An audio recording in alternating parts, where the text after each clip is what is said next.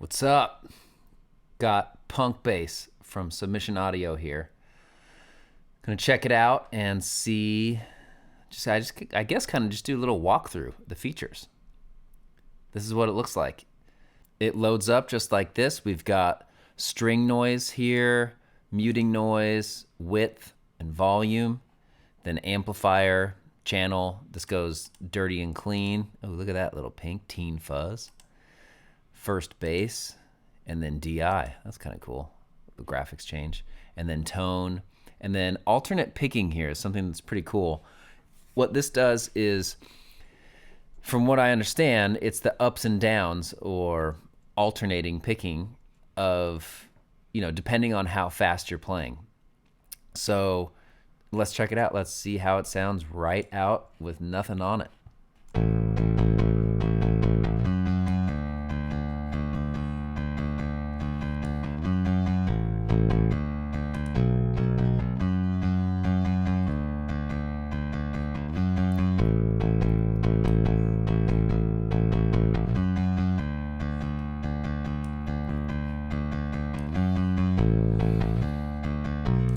That sounds great. Let's check out the amplifier.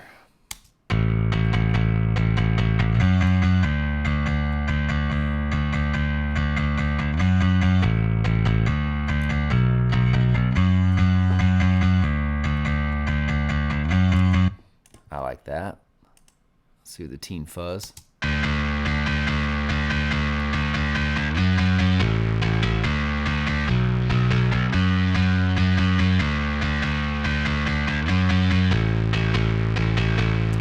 Definitely got some fuzz on it. I think I like this one the best.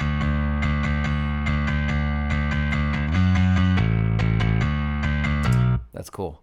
Okay, so width, I believe, gives it some top end spread, I think. It's very subtle. I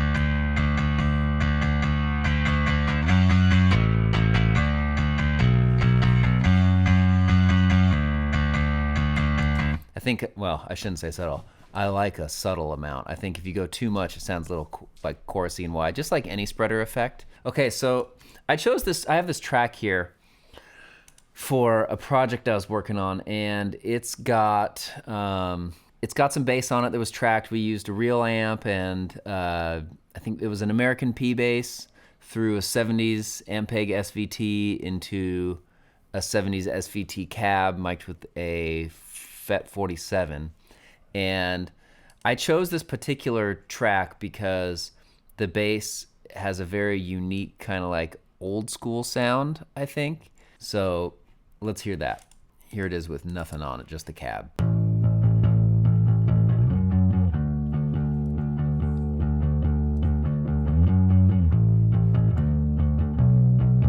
And I'll throw this in the track just to kind of give it some context.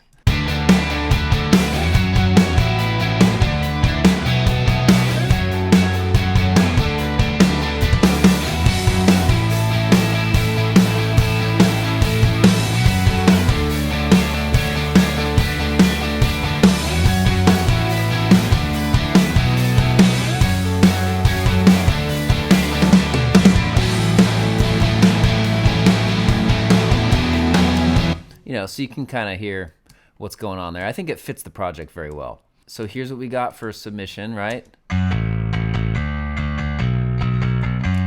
Which is a totally different take on what that should be. So this is kind of, again, I keep saying this is why, but I think this is going to be cool because sometimes I like to see how things are, how malleable they are. So I'm going to start just by chucking out all that top end definition.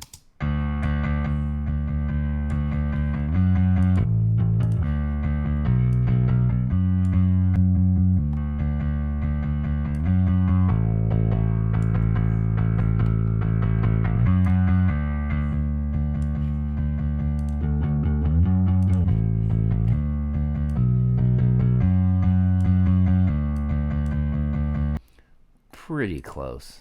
I'm just flying through this so you guys don't have to sit through me getting hypercritical. Now I'm gonna throw a limiter on. Let's see where this one's at, just to kind of match these.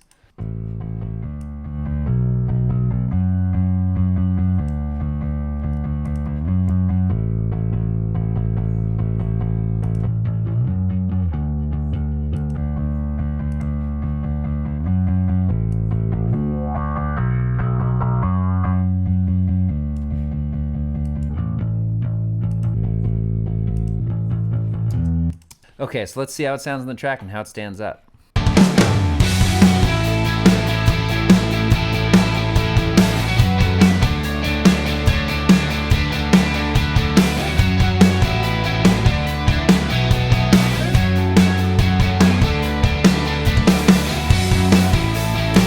And then back to the original.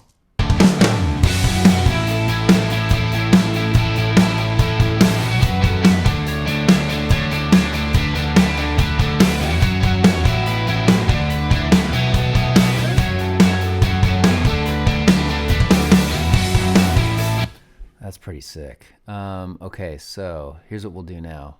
In this analyzer, you can see here, this is going to be submission bass.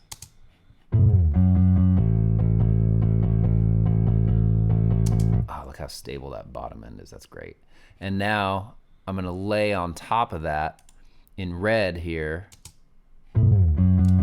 Red is going to be the actual bass cab. So you can hear you can see the difference in the bottom end. A lot of the times what happens in real bass is there's consistencies in the low end unless you really go through and just really get specific on all of your tracking, and if you're extremely detailed on it.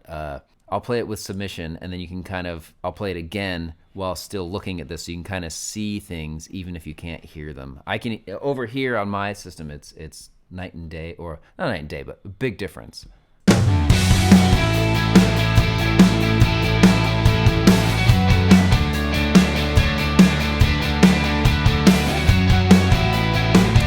So on that note especially, you can really see this fluctuation in low end right there. And then here's the original bass.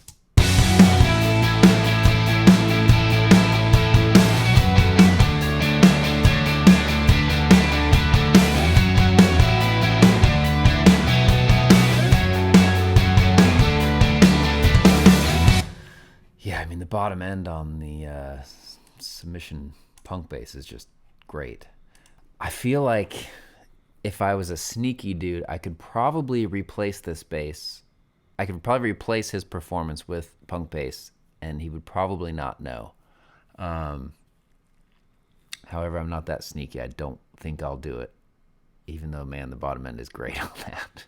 Another thing that's great to do, another trick, I guess, sometimes people will track guitars to synth bass, because you'll have this perfect pitch of, you can really tell when the low notes are bending out, in or out as you're tracking guitars. It's great to have that kind of synth bass going on. But the problem with synth bass is that it's just so uninspiring to play to. So I think this could be a great answer to that. Just being able to program a quick bass line that just sounds great right out of the box. And it'll also give you a really good kind of